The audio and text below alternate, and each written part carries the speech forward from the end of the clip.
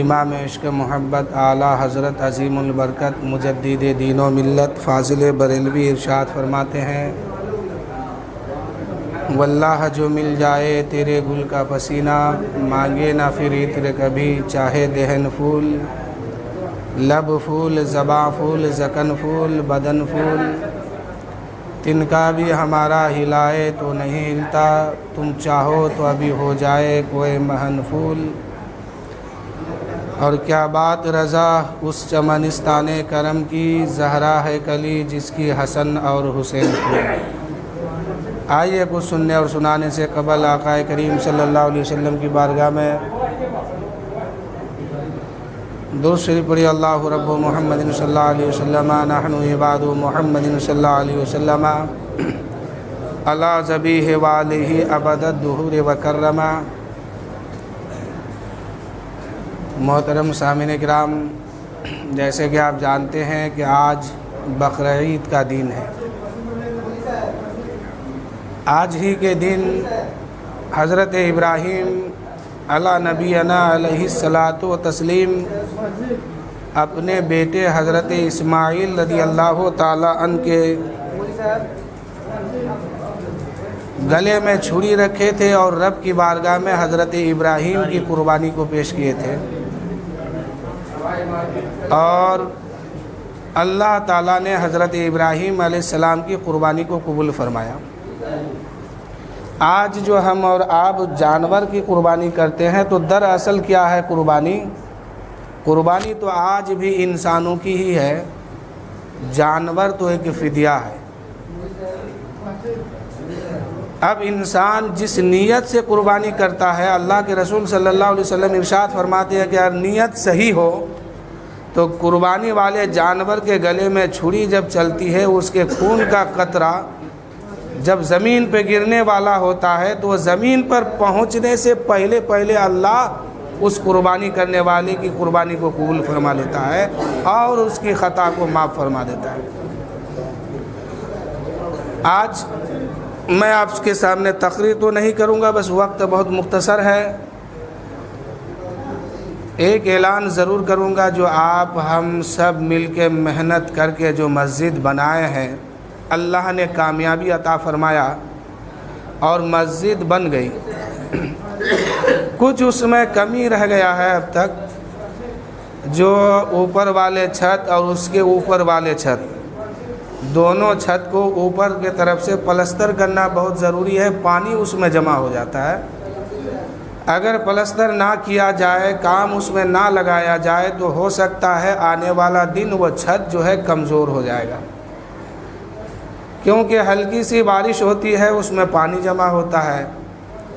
تو جہاں آپ سب مل کر کے اتنے بڑے کام کو انجام دیے ہیں، اب میں چاہتا ہوں کہ جو کام ابھی باقی رہ گیا ہے ہم سب مل کر کے پھر اس کام کو انجام دیں، اور منزل تک پہنچانا رب کا کام ہے،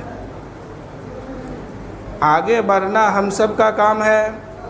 اس لیے میں گزارش کروں گا، جو مسجد کے ذمہ دار حضرات ہیں، جو مسجد کے کاج کرتا ہے، ان لوگ آپ سب کے سامنے آئیں، اور آپ لوگ زیادہ چندہ مت دیجیے، بہت دے دیے ہیں، زیادہ نہیں، بس ایک بورا سیمنٹ دے دیجیے، جس میں 40 سے 50 ہزار روپے کی خرچ ہے اس میں۔ اگر آپ لوگ جو ابھی 500 700 جو بھی آدمی آئے ہیں، نہیں آپ کے پاس آدمی پہنچیں گے وہاں لکھائیے گا، جہاں 20 لاکھ 25 لاکھ چندہ اکٹھا کیے ہیں تو اب 50,000 چندہ اکٹھا کرنا کوئی بڑی بات نہیں ہے۔ جو حضرات مسجد کے ذمہ دار ہیں وہ آپ کے سامنے آئیں گے، اور آپ اپنا نام کم سے کم 1 بورا سیمنٹ سے شروع کرائیے، اور آگے جہاں تک پہنچنا چاہے وہ آپ کی ذمہ داری ہے۔ جن سے 1 بورا سیمنٹ نہ ہو سکے وہ جس طریقے سے چاہے حصہ لے لے۔ تو جو لوگ چندہ کرنے کے لیے متعین کیے گئے ہیں وہ لوگ آئیں سامنے، اور کاغذ اور قلم اور باضابطہ نام کے ساتھ لکھیں جو دینا چاہیں۔ جنگ بدر میں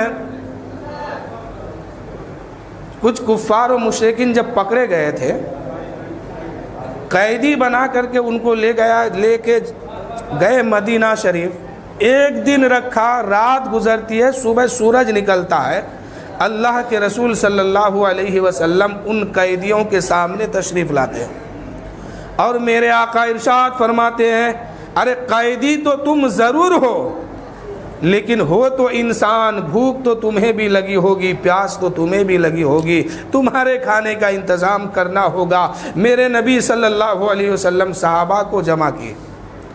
मेरे नबी इरशाद फरमाते हैं, सहाबियों जमा हो जाओ। सहाबी जमा हो गए। अब मेरे नबी फरमाते हैं, सहाबियों सुनो, ये जो कैदी तुम पकड़ के लाए हो, भूख तो इनके पास भी है, प्यास तो इसको भी लगी है, रात से कुछ खाया नहीं है, इसके खाने का इंतज़ाम करो। सहाबी कहने लगे, या रसूल अल्लाह हम क्या करें? मेरे आका फरमाते हैं कि एक एक कैदी का हाथ पकड़ो और अपने अपने घर लेके जाओ और उसे पेट भर के खाना खिलाओ। हर सहाबी एक एक कैदी का हाथ पकड़ते हैं। वो कैदी जो सामने एक दिन लड़ने आया था, मुकाबला करने आया था, लेकिन अब कैद में है, पकड़ा गया है, मेरे नबी फरमाते हैं कि इसे तुम अपने घर लेके जाओ और एक एक को खाना खिलाओ पेट भर भर के। अब तमाम साहबी एक एक कैदी का हाथ पकड़ते हैं और उसको अपने अपने घर लेके जाते हैं। एक सहाबी बच जाता है, एक कैदी बच जाता है और एक सहाबी बच जाते हैं। वो सहाबी उसको इसलिए लेके नहीं जाते हैं कि उनके घर में सिर्फ एक टाइम का एक आदमी का खाना घर में मौजूद है और खाने वाले 2 से ज़्यादा हैं, एक बीबी है, बच्चे हैं, खुद सहाबी भी है, और इसको लेके जाए तो जाए कैसे, खिलाए तो खिलाए क्या? एक टाइम का खाना वो भी एक आदमी का मुख्तसर है। अब ये एक कैदी बचा है, एक सहाबी बचे हैं। मेरे नबी फरमाते हैं, एक सहाबी तू क्यों खड़ा है, इसको लेके क्यों नहीं जा रहा है? वो सहाबी उस कैदी का हाथ पकड़ते हैं, अपने घर के तरफ लेके जाते हैं और अपनी बीबी से फरमाते हैं, ऐ मेरी बीबी सुनो, जब खाने का वक्त हो तुम दस्तरखान लगा देना और जो रोशनी है उसको तुम बुझा देना। जो रोशनी है उसको तुम बुझा देना और खाने का जब वक्त हो, दस्तरखान जब लग जाए, हम लोग जब बैठेंगे, खाना सामने रख देना और रोशनी को बुझा देना और तुम जलाने की कोशिश करना, हम इतनी ही देर में खाना खा लेंगे। जो लोग चंदा करने वाले हैं जरा जल्दी करे, सामने आए, अब तक कोई नहीं आया है। दुरूद शरीफ पढ़िए, अल्लाहु रब्बु मुहम्मदिन सल्लल्लाहु अलैहि वसल्लम नहनु इबादु मुहम्मदिन सल्लल्लाहु अलैहि वसल्लम अला ज़बीहि व आलिहि अबद दूर करमा। देखिए मदद क्या है। सहाबी इरशाद फरमाते हैं, ऐ मेरी बीबी, जब खाने का वक्त हो दस्तरखान लगा देना, खाना रख देना, हम दोनों खा लेंगे, तब तक तुम रोशनी को बुझा देना और जलाने की कोशिश करना। जब तक हम नहीं कह देंगे तुम्हें रोशनी जलाना नहीं है, उजाला करना नहीं है। ठीक ऐसे ही हुआ। खाने का जब वक्त करीब आया, उनकी बीबी, उनकी शरीक हयात उधर से घूम दस्तरखान लगाई, खाना रख दी। दस्तरखान लगाने के बाद खाना रख देती है और रोशनी को जानबूझ करके गुल कर देती है, बुझा देती है। अब एक तरफ साहबी बैठे हैं, एक तरफ कैदी बैठा है। वो साहबी अपना खाना कैदी को दे देते हैं और साहबी क्या करते हैं, कुछ पत्ते तोड़ के लाते हैं, अपने मुंह में रखते हैं और चबाना शुरू करते हैं। वो कैदी देख रहा था कि साहबी मेरे साथ खाना खा रहे हैं, साहबी मेरे साथ हैं, साहबी मेरे साथ दस्तरखान पे बैठे हैं, लेकिन वो साहबी अपना खाना जो है कैदी को दे देते हैं, अपना खाना दुश्मनों को दे देते हैं, इसलिए कि मेरे मुस्तफ़ा जाने रहमत का मेहमान है वो। अब वो कैदी नहीं, मेरे नबी का मेहमान है। वो साहबी क्या किए, पत्तों को खाना शुरू किए और अपना खाना कैदी को खिलाना शुरू किए। लेकिन कुछ देर जो ही गुजरता है, वो कैदी समझ जाता है कि खाना तो हमें दे दिया है, ये खा नहीं रहा है, ये तो पत्ते चबा रहे हैं, लेकिन कुछ बोलते नहीं है। कुछ देर के बाद जब खाना खा लिए, वो साहबी भी खा लिए, वो कैदी भी खा लिए, इतने में उनकी बीबी रो روشنی جلا دی, روشنی لے کے آ گئی. اب وہ قیدی کہنے لگے اے صحابی ذرا سچ بتا تو نے کیا کھایا ہے, تو نے کھایا کیا ہے؟ وہ صحابی کہنے لگے میں نے پتا کھایا ہے, پتا. وہ قیدی کہنے لگے ایسا تم نے کیوں کیا؟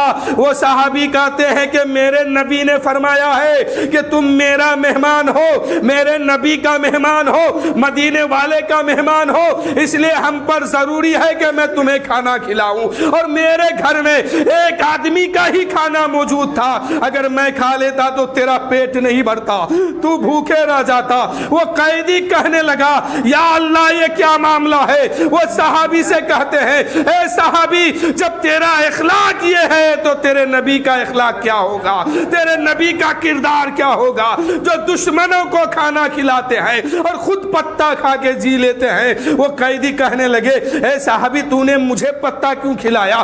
اس میں آدھا آدھا تو کر سکتے تھے. لیکن وہ صحابی کہتے ہیں اے قیدی جب تک تو قیدی تھا میرے نظر میں ایک مجرم تھا, لیکن اب تو نبی کا مہمان ہو گیا ہے, مجرم بعد میں ہے, نبی کا مہمان پہلے ہے, اس لیے ہم پر ضروری ہے کہ تمہاری خدمت ہم کریں. تو میرے دوستو وہ صحابی کی زندگی دیکھیے, وہ صحابی کس طریقے سے مدد کرتے ہیں. آج ہمیں بھی ضرورت ہے کہ ہمارے سماج میں, ہمارے محلے میں کس کی مدد کرنی چاہیے, بغیر پوچھے ان کی مدد کیجئے. آج ہم کیا کرتے ہیں کہ مدد کرتے ہیں تو دکھا دکھا کے. وہ صحابی چاہتے تو اپنا کھانا روک دیتے اور قیدی کو پہلے کھلا دیتے, لیکن صحابی یہ چاہتے تھے کہ اس قیدی کو احساس تک نہ ہو کہ ہم کیا کرتے ہیں اور یہ کھانا بھی کھا لے. تو میرے دوستو آج جو دن ہے وہ قربانی کا دن ہے. آج جو دن ہے یہی دن حضرت ابراہیم علیہ السلام مینا کے وادی میں پہنچے تھے. حضرت ابراہیم علیہ السلام کو لے کر کے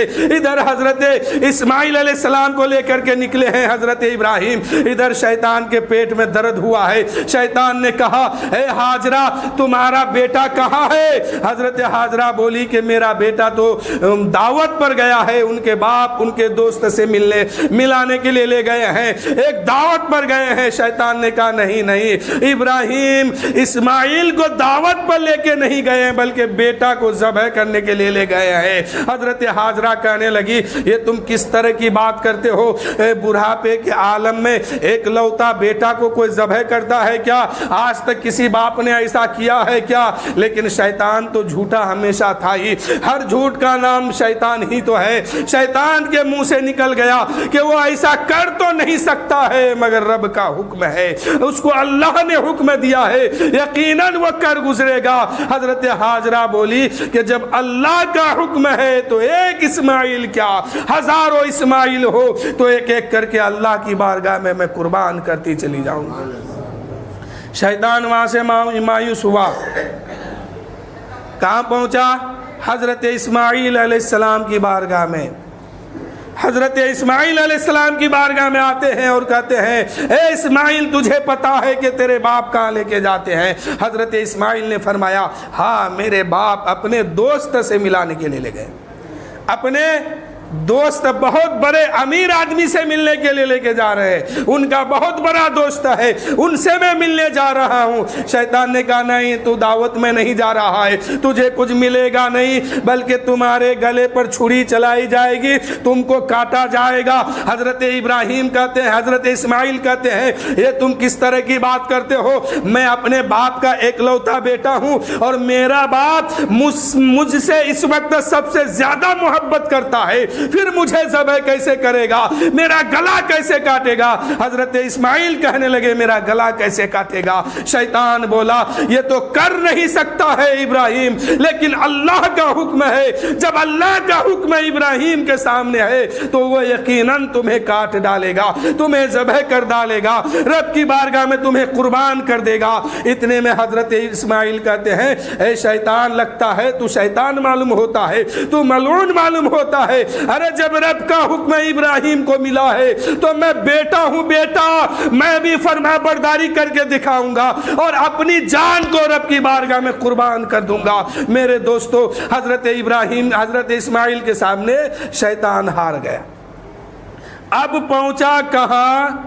حضرت ابراہیم کی بارگاہ میں. اب جو حاجی لوگ جو دوا کر کے پتھر مارتے ہیں شیطان کو, تو وہاں تو اب شیطان ہے نہیں, لیکن شیطان جو پہنچا تھا 3 جگہ پہنچا، پہلے ماں، تب بیٹا، تب حضرت ابراہیم، یعنی 3 جگہ شیطان پہنچا۔ پہلے حضرت حاجرہ کی بارگاہ میں، یہاں ناکامیاب ہو گیا، سوچا کہ بچہ ہے اسماعیل، اس کو بہکا دوں گا، لیکن اس کو کیا پتا کہ اسماعیل بھی نبی ہے۔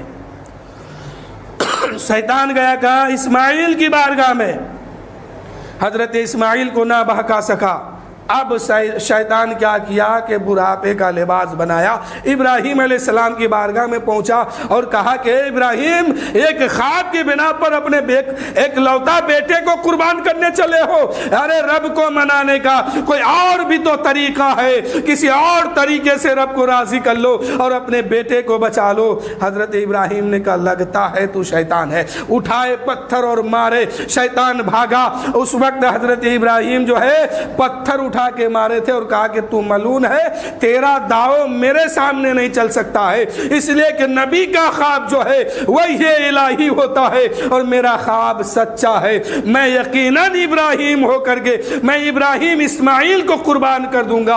اتنے میں شیطان جب بھاگا، حضرت ابراہیم حضرت اسماعیل مینا کی وادی میں ہے، چاروں طرف جنگل ہے، کوئی انسان نہیں ہے، کوئی جانور، کوئی پرندے نہیں ہے، یہی 2 شخص ہے، تیسرا کوئی نہیں ہے۔ اب وہاں ایک باپ راز کھولتے ہیں اور کہتے ہیں کہ اے میرے بیٹے، میں تمہیں ذبح کرنے کے لیے لایا ہوں، میں تمہیں ذبح کرنے کے لیے لایا ہوں۔ حضرت ابراہیم حضرت اسماعیل کہتے ہیں کیا کوئی باپ اپنے بیٹے کو ذبح کرے گا؟ حضرت ابراہیم کہنے لگے یہ اللہ کا حکم ہے۔ حضرت اسماعیل کہتے ہیں اے میرے باپ، پھر جو حکم آپ کو ملا ہے وہ کر گزریے، بیٹا آپ کا جو ہے فرما برداری کرے گا اور اف تک نہیں کرے گا۔ ساتجدونی انشاءاللہ من الصابرین، انشاءاللہ اللہ نے چاہا تو میں صبر کر کے دکھاؤں گا۔ باپ نے کیا کہا؟ قال یا بنی انی ارا فی المنام، اے میرے بیٹے میں تمہیں ذبح کر رہا ہوں، میں نے خواب دیکھا ہے، اللہ کا حکم ہے۔ بیٹے نے آگے بڑھا اور جواب دیا، جواب یہ تھا یا قال یا ابت فعل ما تؤمر، اے میرے باپ اس میں پوچھنے کی کیا بات ہے، جو جی چاہے آپ کر گزریے، میں اف تک نہیں کروں گا۔ آج ہر بیٹے کو یہی ضرورت ہے کہ اگر باپ ہو کر کے گردن پہ چھری رکھ دے تو اف نہیں کرنا ہے، کیونکہ اسماعیل علیہ السلام تعلیم دیتے ہیں اور اسماعیل علیہ السلام کے اس واقعے کو دیکھنے کے بعد سب کو سمجھنا چاہیے کہ باپ کی اہمیت کیا ہے۔ یہ مینا کی وادی، صفا، مروہ، آب زمزم، حج، یہ ایک ماں اور باپ کے رشتے سے تعلق رکھتا ہے، یہ ایک ماں اور باپ کے رشتے سے تعلق رکھتا ہے۔ بہرحال وقت نہیں ہے تو حضرت ابراہیم کیا کہے کہ اے میرے بیٹے میں تجھے ذبح کرنے لایا ہوں۔ حضرت اسماعیل کہنے لگے اے میرے باپ اس میں پوچھنے کی کیا بات ہے، جو حکم ملا ہے وہ آپ کر گزریے، میں اف تک نہیں کروں گا، میں انشاءاللہ صبر کر کے دکھاؤں گا۔ حضرت ابراہیم علیہ السلام بیٹے کو لٹا دیتے ہیں، زمین کے بل زمین پر لٹاتے ہیں۔ حضرت ابراہیم علیہ السلام جو ہی ہاتھ اور پیر کو باندھتے ہیں اور زمین پر لٹا دیتے ہیں، چھری چلاتے ہیں۔ حضرت اسماعیل کہتے ہیں میرے باپ میرے ہاتھ اور پیر کو کھول دیجئے۔ حضرت ابراہیم کہنے لگے کیوں؟ کہا اسماعیل نے اس لیے کہ اگر آپ میرے ہاتھ اور پیر کو باندھ کر کے ذبح کریں گے اور اگر میں قربان ہو گیا تو کل کے مورخ کتاب لکھیں گے کہ اسماعیل ذبح ہونا نہیں چاہتا تھا، باپ نے زبردستی پکڑ کے ذبح کیا ہے، باندھ کر کے ذبح کیا ہے، اس لیے میرے باپ میرے ہاتھ اور پیر کو کھول دیجئے، میں تڑپوں گا تک نہیں۔ حضرت اسماعیل کا ہاتھ بھی کھولا جاتا ہے، پیر بھی کھولا جاتا ہے، اس کے بعد زمین پر لٹاتے ہیں، ذبح کرتے ہیں، چھری نہیں چلتی ہے، دوبارہ چلاتے پھر نہیں چلتی ہے۔ حضرت ابراہیم کہتے ہیں چھری تو جلتی کیوں نہیں ہے، کاٹتی کیوں نہیں ہے؟ چھری کہتی ہے اے ابراہیم اللہ کا حکم ہے کہ اسماعیل کا ایک بال بھی نہیں کاٹ سکتی ہوں۔ اللہ کہتا ہے ایک نہیں 70 مرتبہ کہتا ہے، تو ایک بار کہتا ہے کاٹ، میرا رب مجھ سے 70 بار کہتا ہے خبردار۔ اسماعیل کا گلا تو بہت دور کی بات اسماعیل کا ایک بال بھی مت کاٹنا۔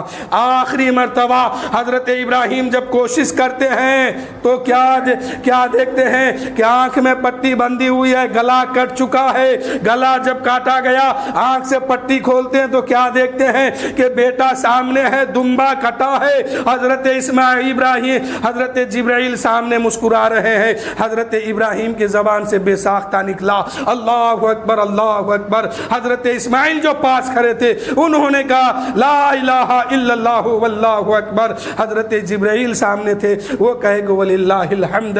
تو میرے دوستو یہ تسبیح آج ہر نمازی پر واجب ہے کہ چاہے جماعت سے پڑھو یا اکیلے پڑھو، 9 تاریخ کے صبح فجر سے لے کر کے 13ویں کے عصر تک ہر نماز، ہر فجر نماز، فرض نماز کے بعد پڑھنا واجب ہے۔ تو میرے دوستو وقت بہت ہو گیا، اب میں اپنی گفتگو یہیں سے ختم کر رہا ہوں۔ بس نیت سنیے اور ایک اعلان سنیے۔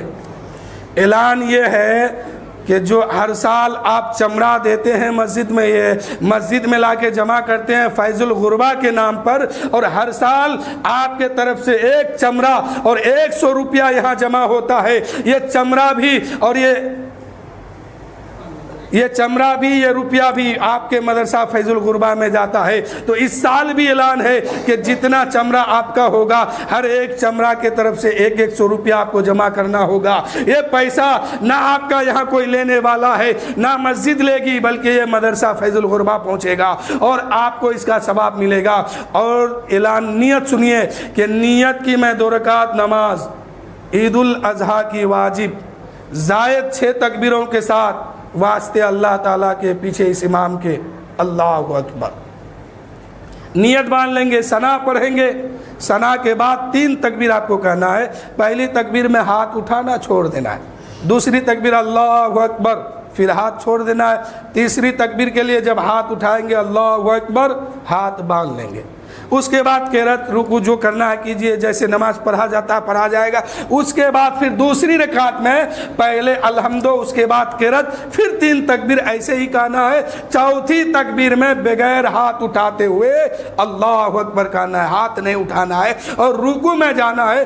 باقی نماز جیسے اور دن پڑھتے ہیں ویسے